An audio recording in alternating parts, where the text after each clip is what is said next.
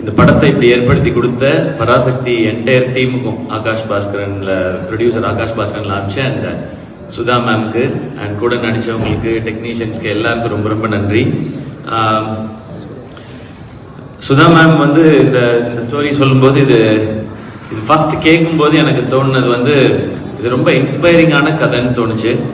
இன்னொன்று எனக்கு 2 வாய்ப்பு இந்த படத்துக்குள்ள இருக்கதா நான் ஃபீல் பண்ணேன்.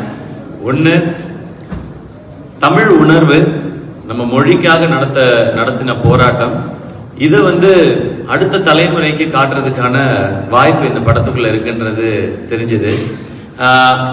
அதை நம்ம நடிக்கிறதன் மூலமா அது வாழ்நாளுக்கும் ஒரு பெருமையை எனக்கு கொடுக்கும்ன்றது அந்த ஸ்கிரிப்ட் படிக்கும்போது தெரிஞ்சது.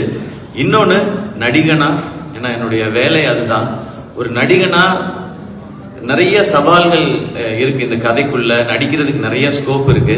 ஸோ நம்மள ஒரு நடிகனா மேம்படுத்திக்கிறதுக்கான வாய்ப்பும் இந்த கதையில இருக்குதான் நான் உணர்ந்தேன்.